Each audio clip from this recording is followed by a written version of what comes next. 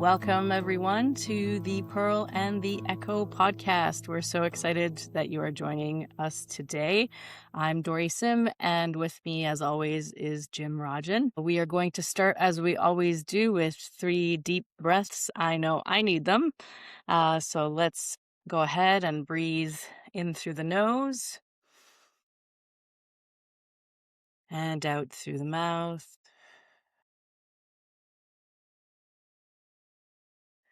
And close your eyes if it's safe to do so. And if you like, in through the nose, just like that. And out through the mouth.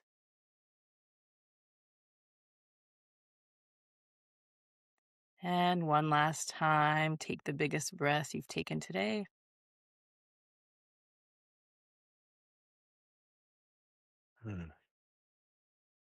And let it all go. Okay, Jim, take us away.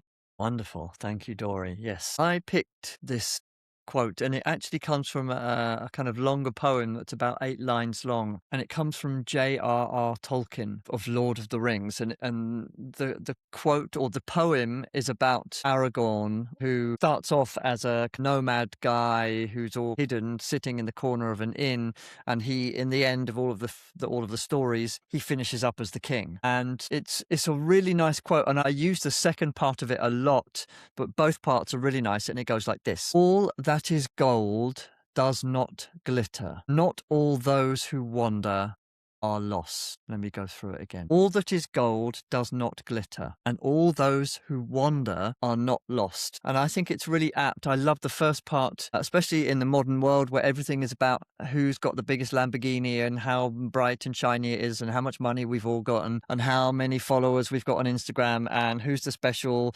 person because they're wearing the special clothes that cost a fortune. Everything in the modern world has become about gold and how important it is that we show, and it's all about show. And I do complain a lot about how moral values have gone down the drain in the modern world. Maybe that's just my age or something. I'm slowly getting older, I don't know. But it's true. All that is gold is not about the glittering and the shining and the sparkling or what kind of gold represents. It's about values, and it's about a person's inner depth or inner strength or inner power, or kind of intention, just like the second part.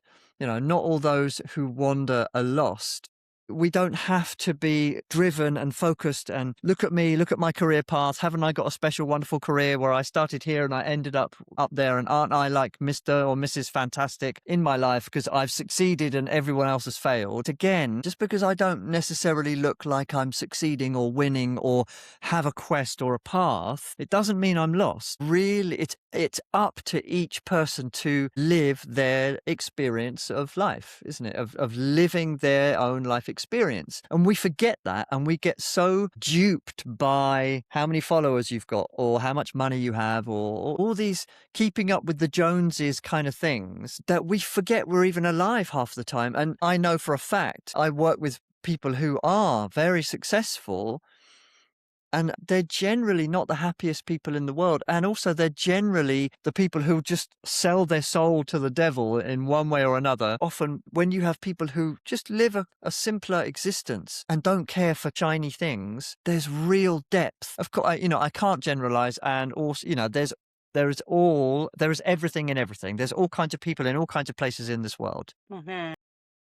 Of course, in general, in society, we're all kind of aiming towards quite a superficial kind of way of being, though, aren't we? But with this, what I really like is not all those who wander are lost. So even the nomadic people, no one is lost. Everyone is busy enjoying life, finding their way through life, forging their own intentionality, forging a strong, unshakable self inside. And that's what it's about with the Lord of the Rings, how Aragorn is this quiet guy who then turns out to be a king. We don't have to run around shouting, telling everyone how amazing we are. It's you just simply quietly do your work, and whether you seem like you're wandering to other people or not, it's irrelevant. You're not lost because you've got an internal compass or quest. So yeah, how does that one land with you, Dori? It's an amazing reminder, and like every other human being on this planet, have experienced getting lost in the glittering kind of, or maybe the gold things, the shiny things that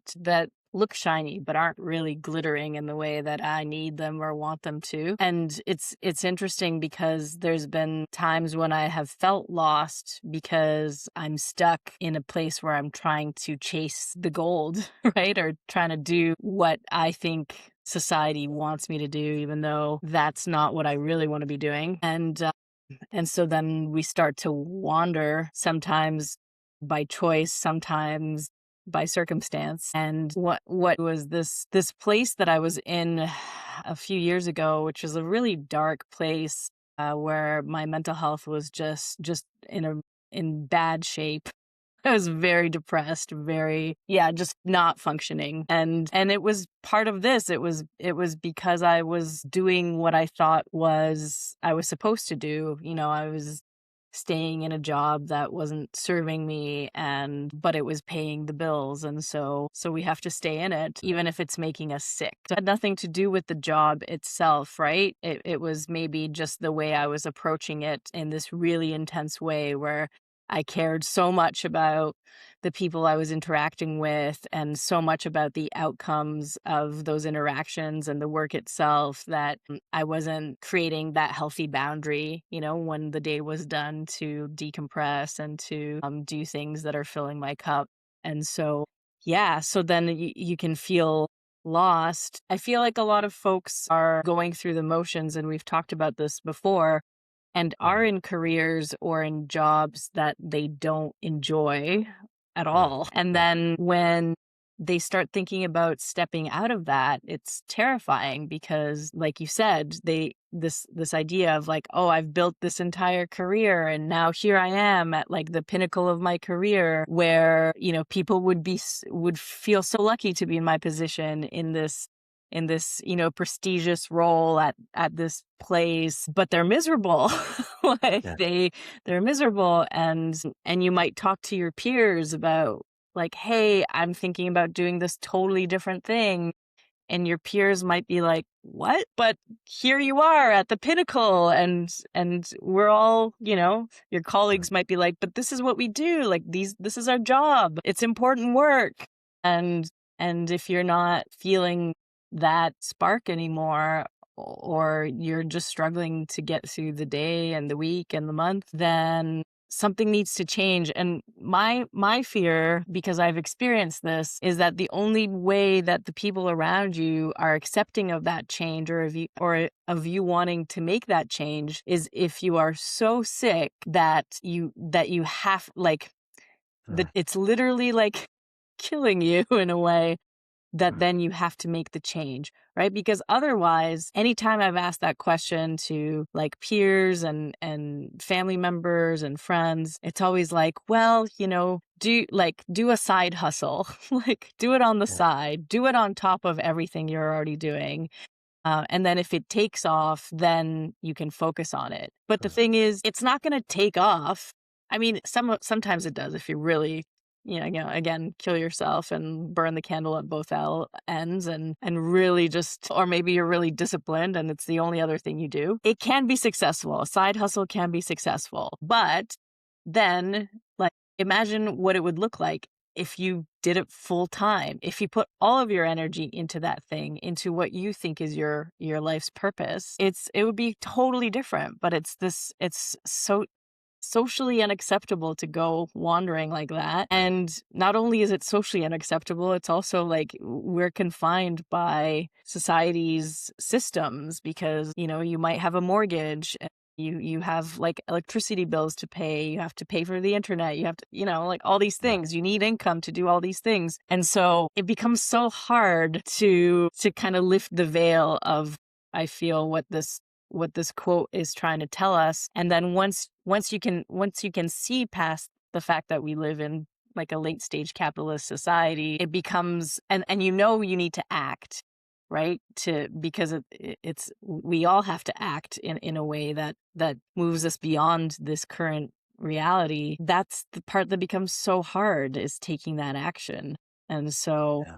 Yeah, that's how I feel about the quote very Yeah. deeply. It's a fascinating one, isn't it? And I like the idea of socially acceptable. But this is talking about a person who's a nomad, but ends up as a king, who is essentially doing their own hero in daily life. And yet we all feel that we have to get stuck in the socially acceptable of doing the stuff and showing that you're successful. Yeah. So let's say you have the Ferrari and wow, aren't I super successful? But then you can't just go to the supermarket and buy a carton of milk in a Ferrari. And if you do, you're going to be freaking out that everyone's going to scratch it or damage it or park too close to it. And is it not better to live a much simpler way? And then we're sitting there hating the fact that we've got this mask on, and that turns into us hating ourselves, which is depression. And then we fall into really deep holes Mhm.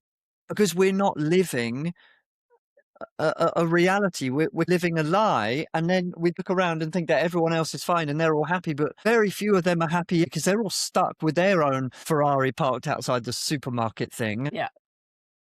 And we're all chasing the gold. No, let's keep it really simple. It doesn't matter. And it's so easy to say, but doing it is another thing. But it doesn't matter what anyone else Mhm. is doing. And it doesn't matter what anyone else is saying. Your work is to forge the internal and Yes. experience life how you're supposed to, your way, doing it your way. But we're all doing it someone else's way, aren't we? Or we're doing it the way we're supposed to do it instead of, no, you actually dare yourself to do it your way. Yeah. I was gonna say earlier, spoiler alert to anyone who hasn't seen Lord of the Rings or read it.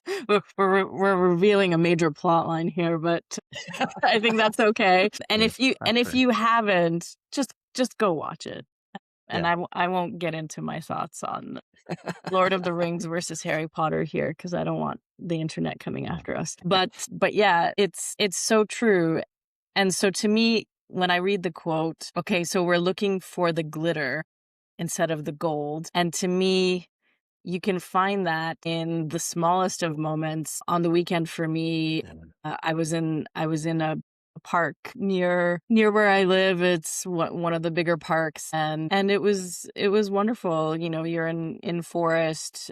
There's birds all around and snails, and there was this moment where this robin was like had like a bug or something in its mouth, and it was just hopping around, almost like leading us down this path that we were on anyways. And I was like, isn't that interesting?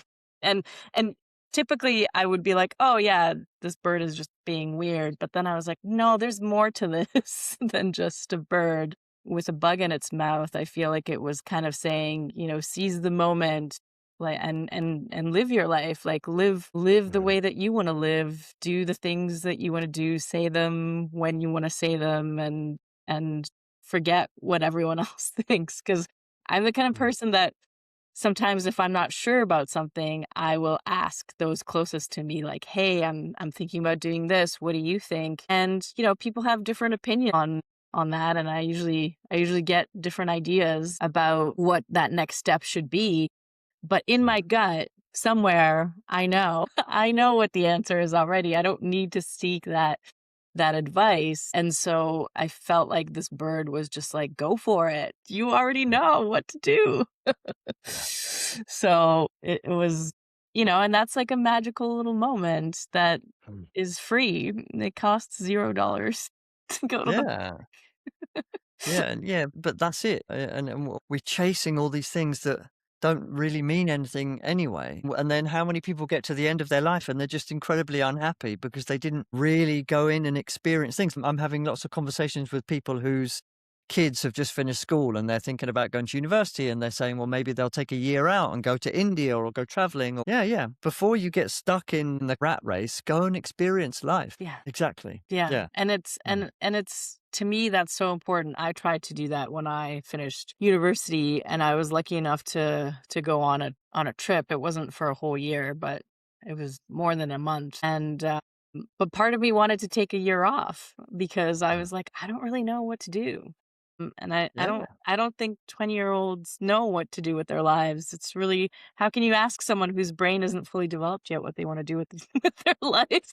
Yeah. But also I know some 40-year-olds who are like, "I don't know what to do with my life, and I wanna Yeah. change everything completely," and some of them are for various reasons, right? Again, sometimes the choice is made for you, and sometimes you have the freedom and the space to make a conscious choice and do it carefully because we're all faced with these constraints. But to me, I just encourage everyone to make the choice or to take a small action towards that thing because if we don't, then we will be lost, right? Like it's okay to wander. It's okay to me, my entire career looks like I have a plan, but I don't really, because I'm a big believer that you have to go and try and do the thing before you know Yeah. if you actually like doing the thing. And even if you like doing it, you might be in the wrong place doing it. And so then you have to find the right place as well. And Yeah. getting all of those things to match up is really hard, and it can take a whole lifetime, or you might have to just take yourself out of all those systems and create your own organization or business or school or thing. Yeah.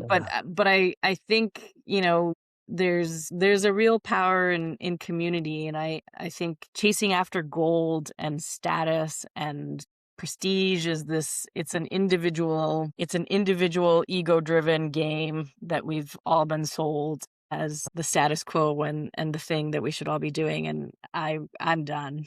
I don't know about you, but I'm done. Yeah.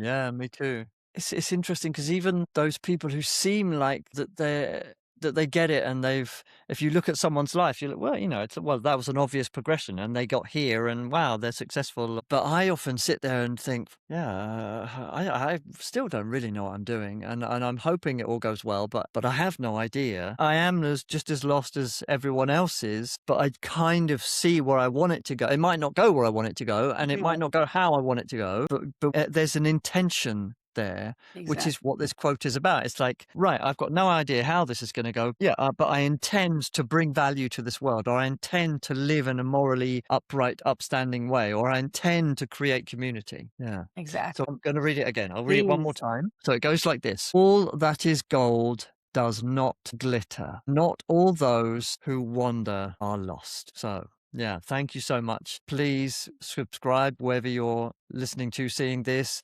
Leave us a comment, of course, and we hope you have a fantastic rest of your day. Bye, everyone. Thank you for listening to the Pearl and the Echo podcast with me, Dori Sim, and my co-host, Jim Rajan. Thank you to Rebel Mixtape Productions for editing this episode.